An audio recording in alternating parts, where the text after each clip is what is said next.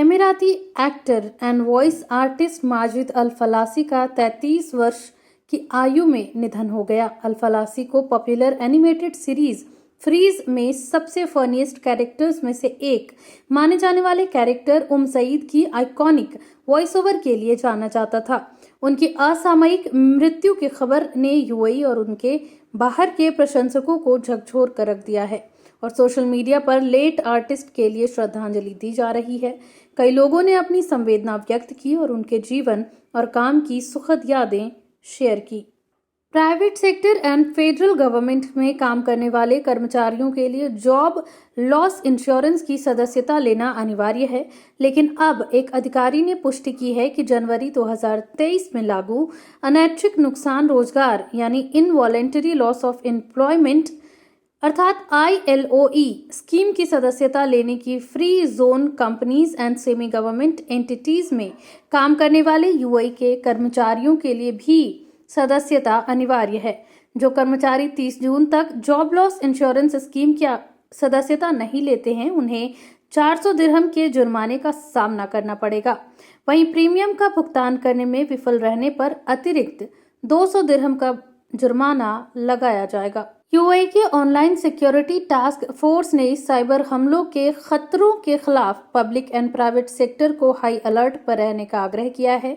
UAE cyber security council ने शनिवार को संगठनों को national digital infrastructure and assets के खिलाफ दुर्भावनापूर्ण गतिविधियों की चेतावनी दी। परिषद ने पब्लिक एंड प्राइवेट एंटिटीज से अमीरात की पब्लिक एंड प्राइवेट एंटिटीज को सक्रिय करने का आग्रह किया, जिसमें घटनाओं की संभावना को सीमित करने के लिए अधिकारियों के साथ डेटा शेयर करना शामिल होगा। साइबर क्राइम हाल ही के वर्षों में व्यक्तियों, व्यवसायों और सरकारी विभागों के लिए एक खतरे के रूप में उभरा है। दुबई का जाबील पार्क इस शनिवार को 2000 से अधिक लोगों के इकट्ठा होने की उम्मीद कर रहा है, ताकि अंतर्राष्ट्रीय योग कार्यक्रम में सबसे बड़ी संख्या में राष्ट्रीयताओं के भाग लेने का गिनीज वर्ल्ड रिकॉर्ड बनाया जा सके। 13 मई को होने वाला कार्यक्रम दुबई स्पोर्ट्स काउंसिल के दायरे में विभिन्न भागीदारों के साथ कोऑर्डिनेशन में आयोजित किया जाएगा।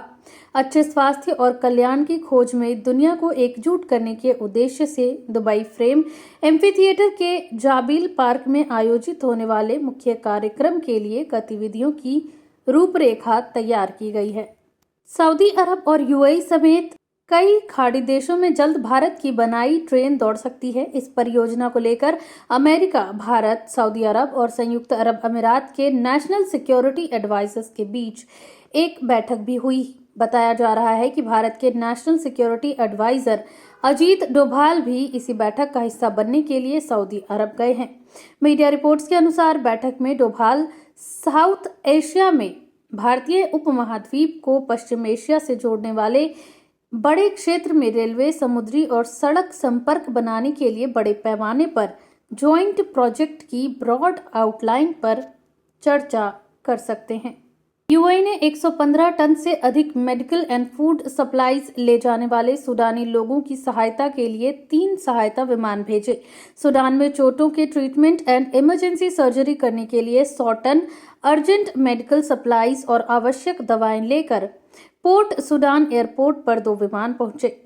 व्हाइट हाउस के प्रोजेक्ट के लिए I2U2 फोरम के तहत पिछले 18 महीनों से बातचीत हो रही है।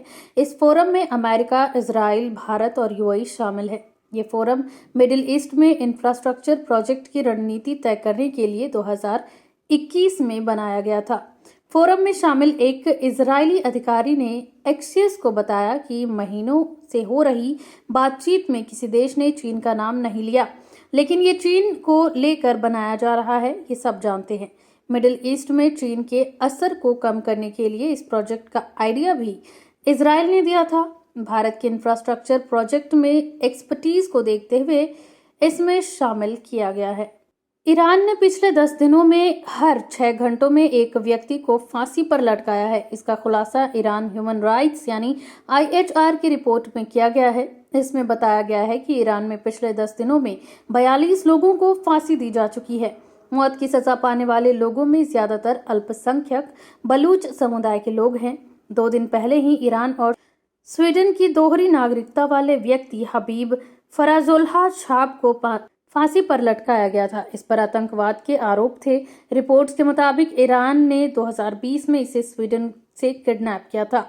ह्यूमन राइट्स ऑर्गेनाइजेशन की रिपोर्ट में बताया गया है कि ईरान ने 2023 की शुरुआत से लेकर अब तक 194 लोगों को फांसी दी है, जबकि इनमें से केवल 2 फांसी की सजा को ही सार्वजनिक किया गया है।